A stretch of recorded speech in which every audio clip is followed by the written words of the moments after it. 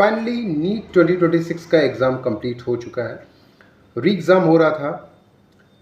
इस वीडियो में हम बात करेंगे कि नीट 2026 का क्वेश्चन पेपर का पैटर्न कैसा था, क्या क्वेश्चन डिफ़िकल्ट आए थे, किस सेक्शन में कितने क्वेश्चन आप इजीली कर सकते थे, या ओवरऑल एवरेज मार्क्स कितना स्टूडेंट कर सकते हैं और साथ ही साथ कट ऑफ पे क्या प्रभाव पड़ेगा।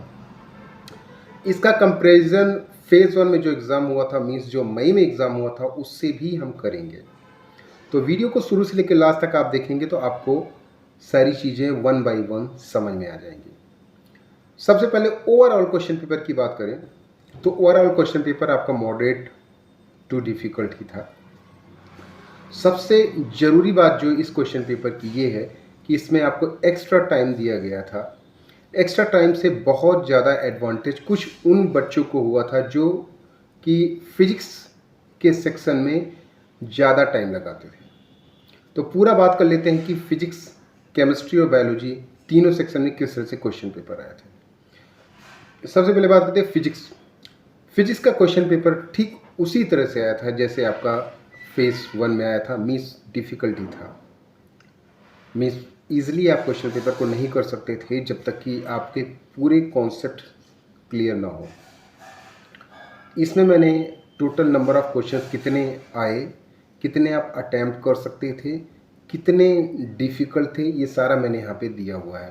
तो ईज़िली आप देख सकते हैं यहाँ पे कि कितना क्वेश्चन पेपर में आप फिजिक्स सेक्शन में स्पेशली आप ईज़िली अटैम्प्ट कर सकते थे।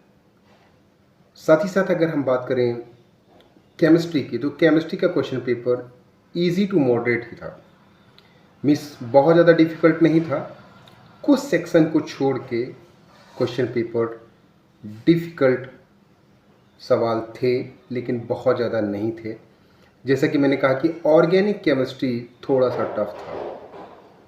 इसके अलावा बायोलॉजी की अगर हम बात करें तो बायोलॉजी जो कंपेयर टू फिजिक्स और केमिस्ट्री काफ़ी इजी था। वो हर साल इजी ही होता है, लेकिन इजी केवल उन बच्चों के लिए था जिन्होंने बायोलॉजी को लाइन बाय लाइन एनसीईआरटी पढ़ी हुई है, उनके लिए। क्योंकि बहुत सारे सवाल यहाँ पे एनसीईआरटी के ऐसे आए हुए हैं जो डायरेक्टली आपके जो इम्पोर्टेंट पॉइंट्स होते हैं, नोट्स वाले होते हैं, वहीं से सीधे पूछ लिए गए।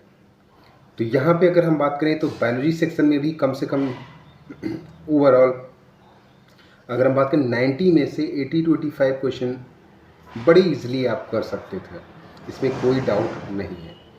तो ओवरऑल अगर हम बात करें तो ओवरऑल जो एवरेज स्कोर हो सकता है इस बार का, वो 600 के करीब हो सकता है। हालांकि 600 पे रैंक कितनी होगी ये डिसाइड होगा कि क्वेश्चन पेपर में एक्चुअल में बच्चों ने किस तरह से परफॉर्म किया। लेकिन एवरेज स्कोर जो जिस पे आप सेफ महसूस कर सकते हैं फ़िलहाल के लिए, वो 600 प्लस है। ये मेरा खुद का एनालिसिस है। आगे हम देखेंगे कि किस तरह से क्वेश्चन पेपर आया, किस तरह से फीडबैक बच्चों ने दिया है, जैसे जैसे आंसर की जाएगी या फिर जो चीज़ें बाहर निकल के आएंगे, उससे ये पता चलेगा एक्चुअल में किस तरह से रैंक आपकी जाने वाली है। क्योंकि ये तो ओवरऑल एनालिसिस हो गया कि हाँ, क्वेश्चन पेपर को आप कंपेयर करके प्रीवियस ईयर से ये डेटा निकाल के दे दो, जो ईज़िली आप कर सकते हैं। लेकिन एक्चुअल में क्या परफॉर्मेंस रही, क्या रैंकिंग रही, ये आगे हम बात करेंगे। तो कुछ इस तरह से आपको देखना पड़ सकता है। और कट ऑफ अगर हम बात करें तो कट ऑफ लास्ट ईयर की अपेक्षा इस बार ज़्यादा ही रहेगा। तो ये मान के चलिए कि कट ऑफ बढ़ने वाला है। और क्वेश्चन पेपर का डिफ़िकल्टी लेवल जैसे मैंने बोला कि मॉडरेट टू डिफ़िकल्टी था, न बहुत ज़्यादा डिफ़िकल्ट था, न मॉडरेट ही था। मीन्स इन मिड ये चल रहा था। जैसे मैंने पहले भी बोला था कि जब क्वेश्चन पेपर एक बार लीक हो जाता है, उसके बाद जो क्वेश्चन पेपर बनता है वो थोड़ा डिफ़िकल्टी होता है। तो ओवरऑल कुछ इस तरह से परफॉर्मेंस रहने वाली है नीट 2026 में, जो आज का क्वेश्चन पेपर कंप्लीट हुआ है उसके बाद। That's all.